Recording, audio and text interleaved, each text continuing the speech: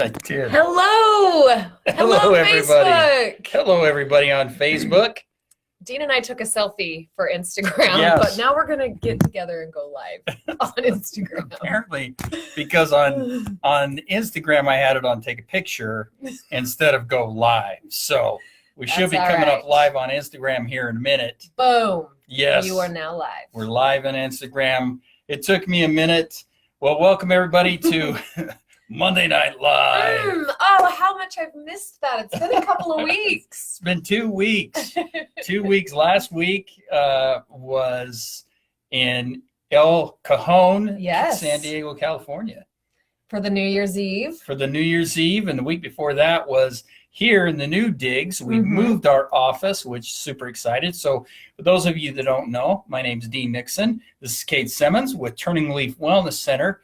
We're located here in sunny St. George, Utah, which again is overcast, ironically, but we'll take it. We'll take it. Will we? I guess we have to. Yeah. So we're loving it. But the last week we were talking. Last week I was live, and then Yes. you went live behind on it. We right after I tried to did. like figure out how to like get together in separate locations and go live and talk to you guys, and it was just a hot mess. We were having a struggle. The struggle was real. It was a struggle. So today But Dean, you did awesome, by the way. Thank you. I really, Well, I really liked that. It was hard without my wing sister. What you call it? From another mission. There you go. It was hard. It was hard, but I actually was like, oh, I could hear her in my head asking questions. You said that in your live too, I and I was did. like, oh, I've warmed my way inside Yes. Dean's head. So, but without further ado, for those of you wondering what the heck are we going to talk about tonight? Tonight we wanted to talk about I'm sorry. No, I've got to further ado you. Because I promised Sydney that we would talk about our giveaway first thing in this video. All right. Sorry to cut But you we off. have a topic. But we do So have a topic. The topic will come up in a minute. So we are doing a goals and intentions workshop this Friday and Saturday. Yes. And right now we have a giveaway going on where you can win a free seat in that goals and intentions workshop. It's Friday night and most of the day Saturday. Yep. It's a $98 value for a giveaway, but there's a 3-step process that you need to do in order to be able to be entered into that. And then also you just got to hustle and get as many likes on your post as you can. So because there's been a little bit of confusion, I'm just going to spell it out one more time because I want everyone that is trying to be entered to make sure that you're entered because I just love it. I love your participation. It's so awesome. So the first thing you're going to do Number one. you are going to make sure that you like Turningleaf Wellness Center's Facebook page. Make sure you're following us, that you've liked us, okay? Then I guess there's 4 steps. The next thing you're going to do is you're going to go find that video that we're talking about that Dean did on New Year's Eve. A week ago. You can't miss it. It's just him. It's not with me. Just scroll down our Facebook page a few and you're going to see this. Oh, I can't even say it's with the old beard because you had trimmed a little bit. The giant elephant beard in the room is now a little bit smaller. It is down. It is Sorry, we got sidetracked. half the size. So 1, make sure you're following and friends with Turningleaf Wellness Center on Facebook. 2, you're going to go like, and if you want to share that video, it's all about intention setting and manifestation and starting your new year and all of those wonderful all the things energies you gotta that we do to have get at this it out time of of the year. way, which is kind of a teaser for the workshop this weekend. Yes. And then the third thing is you're going to go to your own Facebook page and create a post saying something that you like about Turningleaf, what you feel like you've gotten value out of participating with us. Maybe it's just our lives and that's all that you've seen. So you might say, hey, Katie and Dean are super cool. We Or would Katie like that. is. Maybe you've done one of our personal development seminars and you can talk about that. Maybe you've been doing life coaching. Maybe you've had therapy here or any of the workshops. Any of those things that you've done, just go in and say, hey, Turningleaf has done this in my life. That's just really, honestly, what we're doing is we're trying to spread the word about what we do and help more people. That's what we're trying to do. And the 4th step. Get people to like that. So the most likes on whatever post, make sure that you tag Turningleaf in that little write-up that you do on your own Facebook page. Then get people to like it. And then you're going to go in and comment 5 steps, Dean? Holy, we got complicated. No wonder people are struggling with this. then you're going to go in and comment on the posts that we've made on our page that talks about the giveaway. All you're going to say is, hey, I'm in the giveaway. You can't miss it. It's like cool little meme of the front of looks like a battleship with a it's actually the boat that I used went on my cruise, Royal Caribbean cruise. There you go. Sweet. It looks like a helicopter landing pad. It was. Okay. It was on the front of the boat. It was a cool boat. That is a cool boat. I took the picture. So go find the helicopter landing pad that says giveaway and then just say, hey, I'm in it. I did it. I'm in it to win it. So free seat. So this weekend we'll be doing the intentions. We start Friday night and we're going to be using the energy of going to sleep at night to help us fasten our goals to us. And then into Saturday, where we're going to be working on how to really focus our energy and how to clear our energy and how to get focused on what it is that we want to create, removing those blocks and getting really clear on what we want. Just by the way, Dean and Sydney Walden and myself got together, and Dean showed us a couple of the concepts that he's going to be teaching in that workshop. I've been able to practice them myself for the last couple of weeks. And forget about it, you guys. It's going to be so fun. So come hang out with us. I think we do still have a couple of seats left even to be able to just purchase. If you just want to like call us 652-1202. Crushing that phone number, Katie. Thank you, Katie. Are we going to get to the topic? Yes. Anyway, come hang out with us. It's going to be so much fun. Awesome. Now to topic. All right. So topic tonight, tonight's topic, the one that was really pressing that I felt very important is how much of our inner dialogue is affecting us in our stress and anxiety world that we're living in. Now that's really what I wanted to talk about tonight and really help us get clear on how is that and how do we become aware of it. I love that because here we are, we're a week into the new year, right? And most people do set resolutions, right? And so most likely already you've had that just inner chatter of, well, I was supposed to go to the gym 5 times last week and I went once, or I didn't go at all. And then you start to beat yourself up about whatever your resolution is, right? Or like, I'm supposed to spend more time with my kids and I've just been tired and not done that. So I love that we're talking about this tonight. Yes, it is an important one. And we do get into that mentality, that all or nothing mentality where we're 2 days in, 3 days in, a month in, and we have a setback and we just quit. We walk away and we say, oh, okay, well, I'll try next year. And a lot of that has to do with the inner dialogue. So what I want you to think about is there's 2 dialogues that are usually going on. There's the spoken dialogue, that's what's happening right now, and you're aware, you're cognitive, you're paying attention to what I'm saying right now. But there's also a dialogue going on underneath it that you're having with yourself about what I'm saying to you. You know what I'm talking about? Yeah, it's like almost watching a different language film, right? Like they're like in Chinese, and then the translation comes through. Right. And so you've got this dialogue, this second dialogue that's continually running. And what we're struggle with is we're never really monitoring it. It's almost like we're not even paying attention to what is happening. And that second dialogue a lot of times has the majority of the influence on how we feel every day about who we are and the world that we're in, because that dialogue is consistently commenting, it's critiquing. It's just sitting back. It's like a head just sitting back there watching a show going, oh yeah, that's cool. Oh no, I don't like that. Oh, look, they're this, or I'm that. You could have done that better. And all of that dialogue is going on and on. That is the dialogue that we have to learn to be aware of, and we have to start to learn to take control of, or it will continue to affect us in an adverse way. So I know for me, sometimes like I'm not even really aware of it until it's like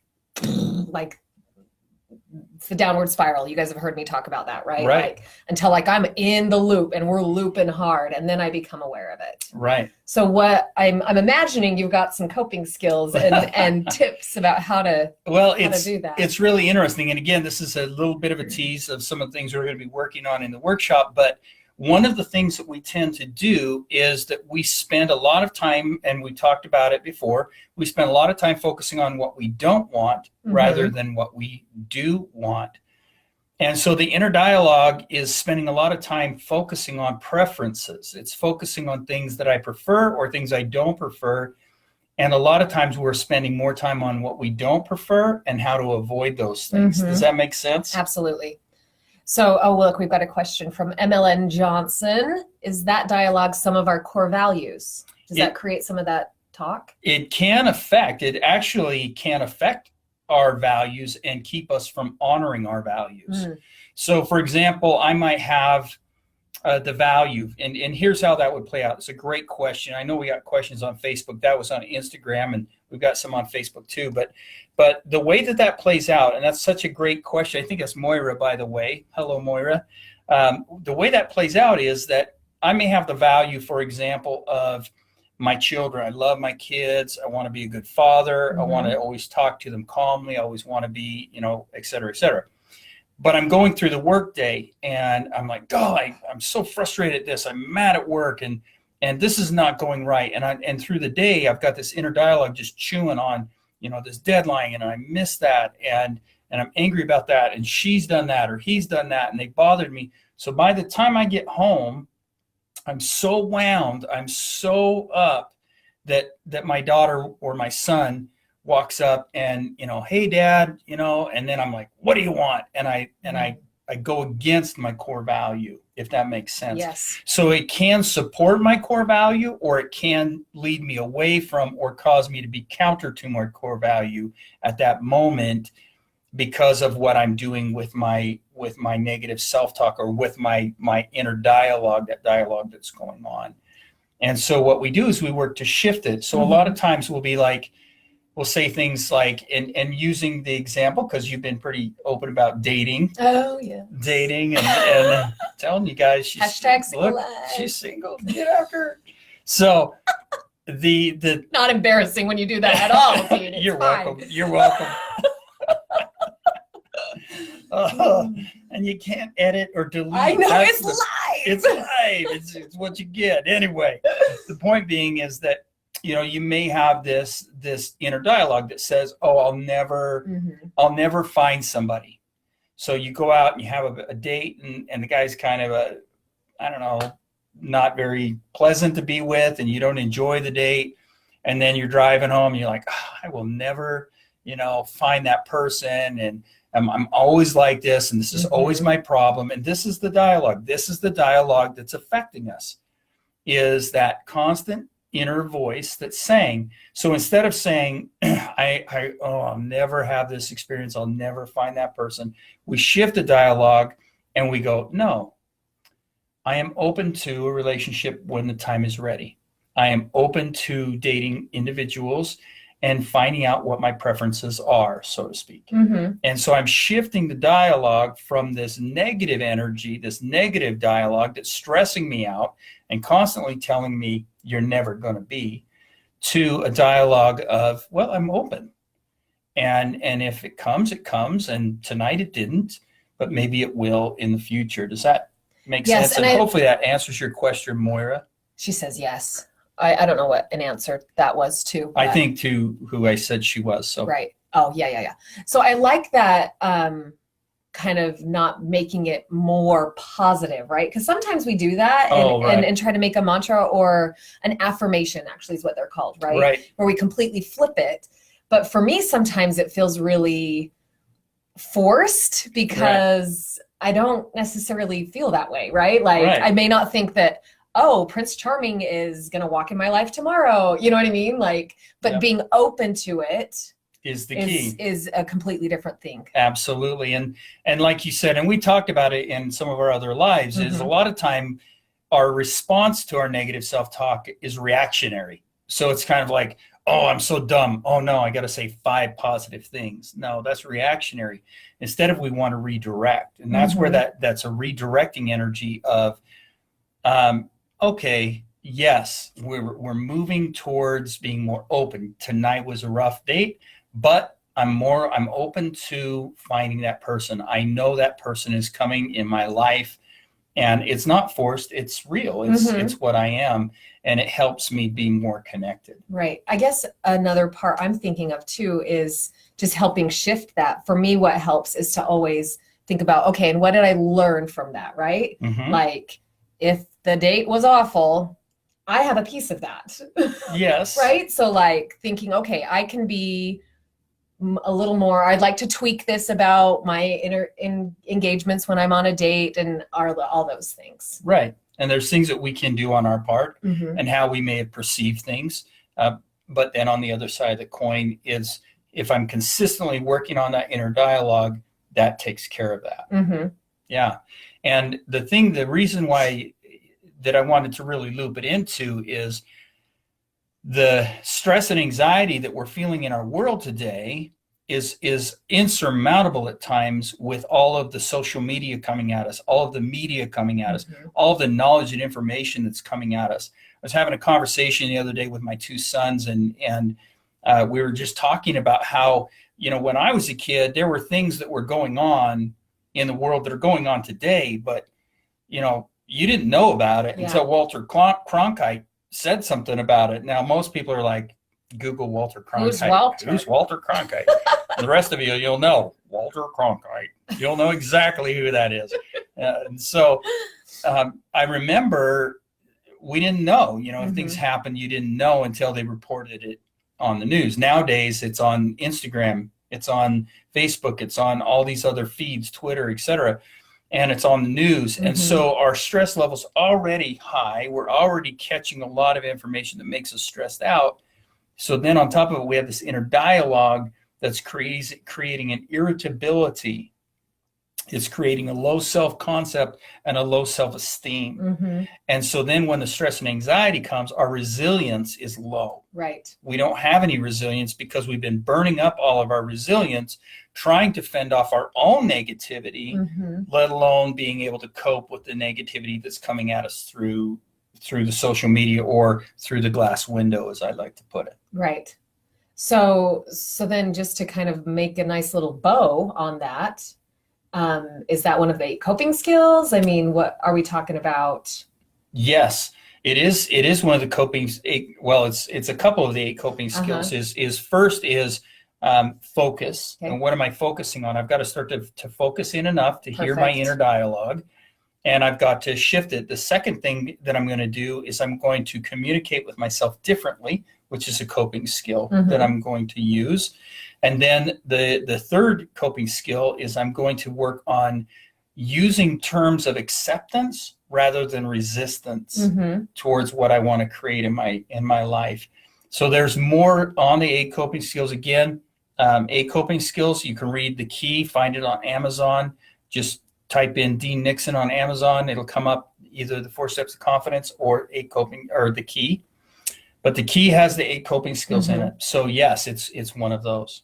So is that idea of, so going back to the dating analogy, since we've already been there, is that phraseology of, hey, I'm open to a relationship, I am dating, I don't know how you would say that, you said it a lot better than me.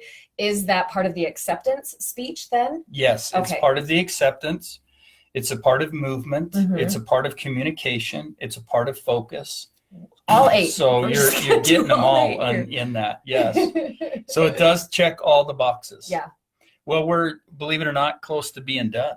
It goes so dang fast. It's amazing. So again, what my challenge to you is, very simply put, is to really tune in. What is that dialogue underneath? And again, the reminder, for those of you just tuning in, you've got the dialogue that's going on right now. Like you're hearing me, you're watching, and there's a dialogue that's going on. But behind that, there's another one. There's an observer, so to speak, as my friend Lee would say. And that observer is commenting on everything that's being said. And as it's being commented on, we have to become aware of what are the comments that are being said and how do I shift those comments from a negative or fear-based energy towards more of a love-based confidence energy. And that will help my resilience with the stress and anxiety in my world today. Awesome. I love it. It's so good. So just jumping over here to some of the comments on Facebook. Noelle says, hi, Dee. Hello, everybody. Yes, we got a few. Here's another one. Your I am is enough. Yeah, the I am statement, a very powerful tool. I am. Oh, thanks, Lisa. Lisa says, always awesome. Thank you so Thank much. you, You're Lisa. awesome. Thank you so much for being here. And then I did have Emily said that she wasn't able to tag Turning Leaf in the post, but she did mention it. Awesome. So all you need to do now is go find that landing pad and the giveaway and say, hey, I'm entered, and then get your friends to like it, girl. Yeah, some people have had a hard time getting to tag Turning Leaf for some reason, but it happens. Well, thank you everybody for tuning in. You're amazing for that. We are so grateful. Please like and share our videos. Go and watch videos from the past. You can go onto our YouTube videos, and or you can find our videos through the Turning Leaf Wellness page. Those of you on Instagram that are fans of ours, please feel free to go on to the Turning Leaf page and like it as well. On Facebook, if you're on it, it helps us move more people. Just reach more people. Yeah, just reach more people. Love more people. That's what we're all about around here. So thank you, everybody. Thank you, Moira from Florida. Oh, she's in Florida now. I'm glad that you're back in the States. All right. Well, thank you, everybody. Enjoy yourselves, and we'll see you next week on Monday Night Live. On Monday Night Live.